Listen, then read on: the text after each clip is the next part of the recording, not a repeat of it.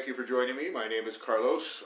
Today we're going to be getting into a back and shoulder session. Very short, limited exercise selection, but very productive. Before we get into that, please hit that subscribe button, hit post notifications, and like and all that stuff.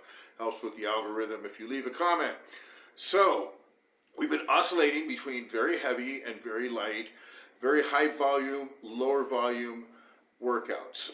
Why? Because I can't do everything all the time. I mean, as much as I would love to go in and do the heaviest, just the heaviest possible weights with a lot of volume, lots of reps, lots of movements, do this all the time, you can't do it. I can't do it.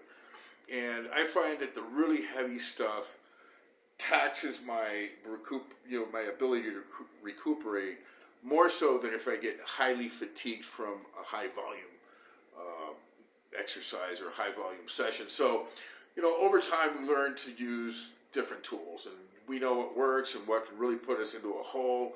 And if we have another workout later in the week or the following day or whatever, you have to maneuver these things. I don't use all my energy on every single exercise because it just doesn't work that way. I mean, you can do it, but it's not sustainable. And I've been doing this for a while, right?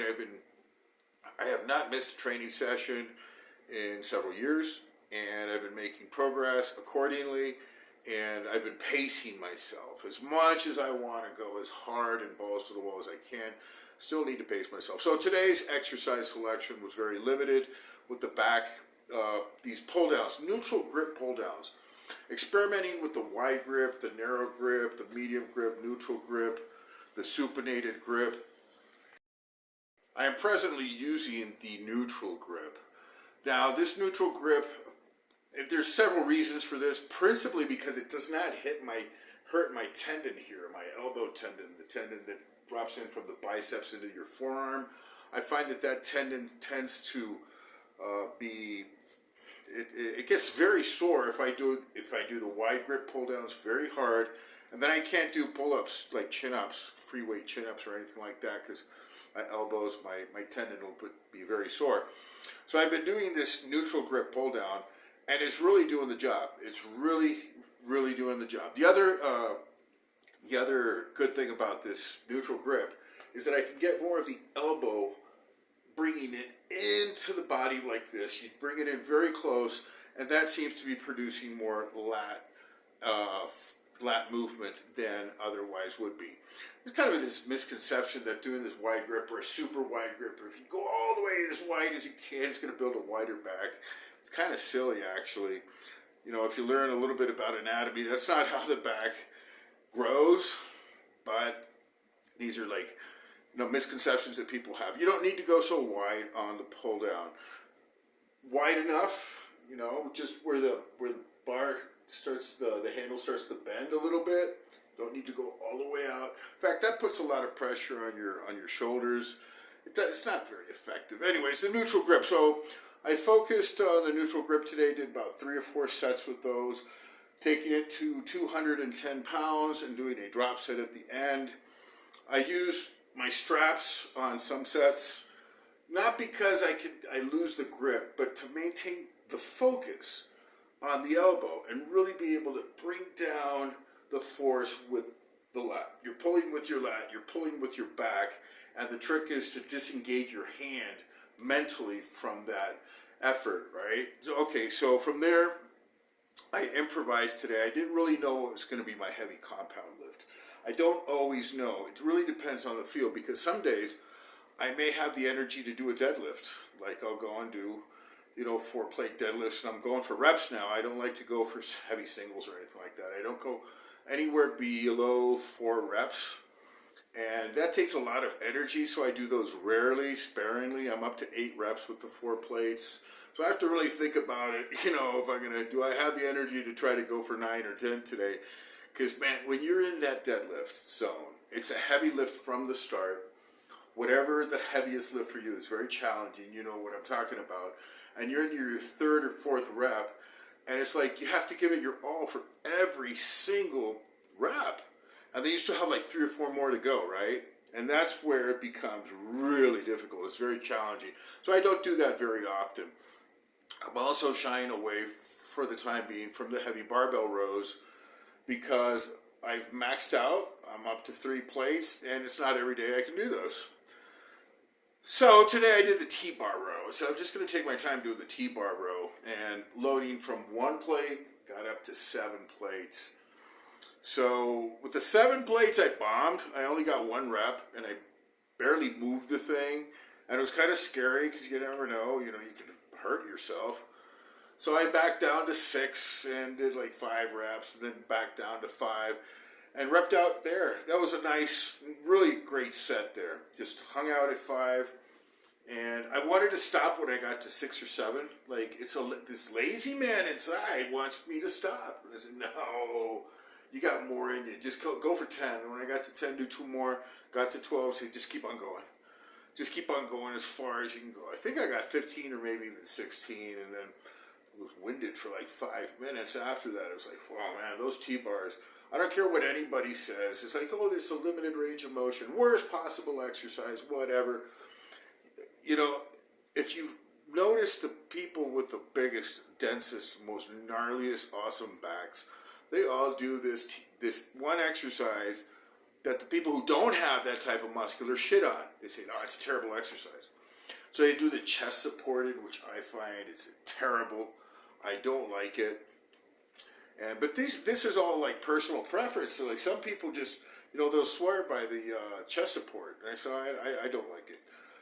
I get a lot more force and a lot more weight capacity, a lot more ability to produce power without the chest support. Yeah, but then it's cheating.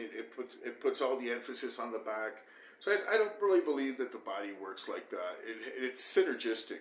If you overload it from toe to, from head to toe, you're gonna get a lot more effort into those back muscles by and large. And that's exactly what I feel, after the workout. My traps especially, just the middle of the back is like gnarled up.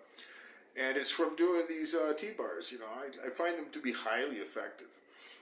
And then from there I went and did the 1-arm shoulder press. Because the lazy man did take over at the end. I said, well, you're going to do your seated press, you're going to do some, lateral raises, and bend over flies also. I said, well, no, I don't feel like, I don't have that much energy. And it's okay, we'll do something novel. Do the 1-arm shoulder press. And just really focus on that muscle until you can't move it anymore. And see if that's going to give you some hypertrophy there. And that's what I did. I did like 5 or 6 sets. Did a lot. Didn't get them all on video. Worked up from a 40-pound to a 50-pound dumbbell, which is not a very heavy weight at all. Most people can do 60s, 70s, or 80s when you're doing them in tandem. You sit down and lug up 80s. I can do those. I don't like to do those because most of my energy goes to try to get the first rep up. And so I feel that it's just counterproductive. Anyways, this 1-arm shoulder press, just worked it and felt.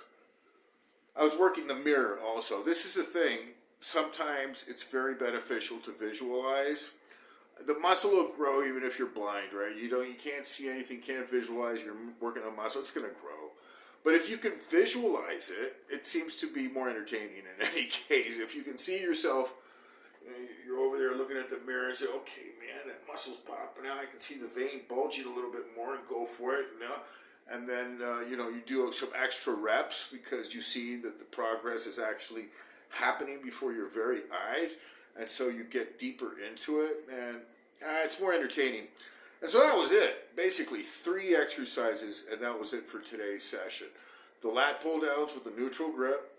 Worked it enough. It was like, got my back pumped, and then I spent time on the T-bar going from 1 plate to 7 back to 5. So I think it was a total of 8 loads. 8 times I got with the bar. And with the 7 plates, I actually did 2 attempts. One without the handle, because, I get my straps into a handle and use the handle.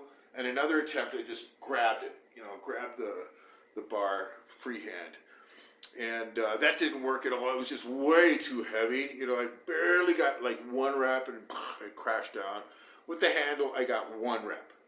Just 1 rep. Like, what's 1 rep going to do? Well, it helps me to get 2 next time.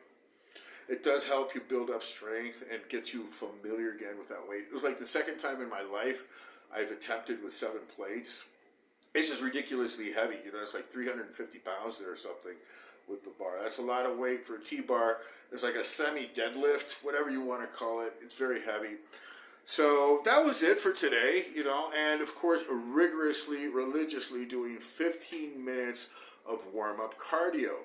Now, people who investigate and they want to find out what's the best way of doing things, and I find out the people who really want to find out the best way of doing things are trying to avoid hard work. Because you're trying to make everything the perfect way and the most efficient way. And the body, sometimes it just needs brutality. It doesn't need so much science. It just needs a lot of heavy, hardcore work. Hard, heavy work. And but the science says this is the best way and all of that. And it's good to know. But if that science is taken away from blood and guts, it's ridiculous. It's a cop out, basically. You're looking for science as a cop out. What's the easiest way of doing things to get the thing done, right? Isn't that really? Search your heart. Search your mind. Isn't this the truth? If you're looking for the best way of doing things, it's because you want to somehow find a more efficient, less harsh way of getting around of producing those results. Now, all that very long-winded statement to say that cardio at the beginning is useful. Don't do your cardio before your workout because you'll be so tired you won't be able to do your lifts. Yeah, if you're going to run a half marathon, that would be some good advice, and I'd take that advice also. Now, 15 minutes is not too long. It's not a 15-minute sprint where you're sprinting uphill, and at the end you're going to need an oxygen tank, and dextrose intravenously to revive you. No, it's just enough, cardio. But I used to do like 10 minutes easy on the bicycle. Between 1 and 20, I put it like at 8, 9, and 10, which is very moderate. And now I'm at 13, which is a bit stiff and trying to go for some velocity. And after 3 or 4 minutes, I'm huffing and puffing, and I stay at it for 15 minutes. So 15 minutes, I get some cardio work done, right? I get some cardio work done. And I always feel a accomplishment, when I do it. Like, I don't want to do it. And when I'm in the middle, I want to stop. I want to get off the bicycle or the treadmill or the Stairmaster and says, why am I doing this? I just want to lift weights. Why am I doing this cardio? It's ridiculous. But no, the cardio really improves the capacity to lift those weights. It increases the capacity to go through the circuit, to do deeper sets, like to go instead of doing your 10 to 12, or you usually only get to 8 or 9 when you're lifting heavy, to go to 15, 18, and 20 reps on certain exercises. To have a little bit more spring in your step when you're going from exercise to exercise. You're not just dragging or being lazy, such a lazy type of man, especially bulking. Like right now, bulking, I'm gaining weight slowly. Last month I gained 3.5 pounds on average. The month before it was like a half a pound because I stagnated. But the month before I had gained 17 pounds, which was on my rebound. So as I'm gaining weight, and as anybody really gains a significant amount of weight, you get sluggish. And you really have to be careful of not getting fat. So this is where increasing your metabolism through rigorous, at least a very disciplined amount of cardio, 15 minutes before working out, is not a great deal. It does not detract from the intensity of the workout, and it has not done so for me in any case. So that was it. Cardio, 3 exercises, and we're done. Now, not every session is like that. The following session was great on my legs, but I'll leave that for another episode. So I'm narrating the exercises over the, I talk over the video, so they're self-explanatory, and that's that. That's today's session. God bless everybody. Love y'all. We'll see you the next time. So today's back routine, we started with neutral grip pull downs. I find these to be easier on my elbow tendon or on the insertion of the biceps and the forearm, whereas the wide grip, when I go heavy, it does seem to hurt a little bit more in that area. This neutral grip is really doing it for me now. So we start off with 110 pounds, incrementing in 2 plates at a time. These are pin-loaded 20-pound plates, so go up from 110 to like 145, 155. And here, the idea is to really conscientiously pull with your elbows, right? And also maintain that mind muscle contraction on the scapula. Really have to focus on this. There's other exercises that you can just blast away or do explosively without really getting that connection, but this one really permits a deeper connection, and as most cables generally do. So here we're going up to, I think it's 185 pounds. We topped out at 205 pounds. And this, I use as a warm-up. So, yeah, here we go, to the top set, 205 pounds. So this is a great warm-up for the compound exercise that will come later, or immediately following this pull down. And here with the bit of a cheat there at the bottom, man, you're still getting a lot of back into it. So here, the Tbar row, much maligned, greatly misunderstood, and not used by many people except those that really have big backs. And for those of you who actually do the Tbar, you will understand what I'm saying here. Here, people like to cite old school technique of being parallel to the ground, which is complete foolishness. It's complete fallacy. It puts your body, your lumbar area, in a compromised position, and it's not needed. So this semi-upright position is actually very advantageous. And the other thing that is critiqued about this, perhaps, is the limited range of motion. People try to use smaller plates and get a longer range, and it's just not needed. What you need is proper contraction at the top.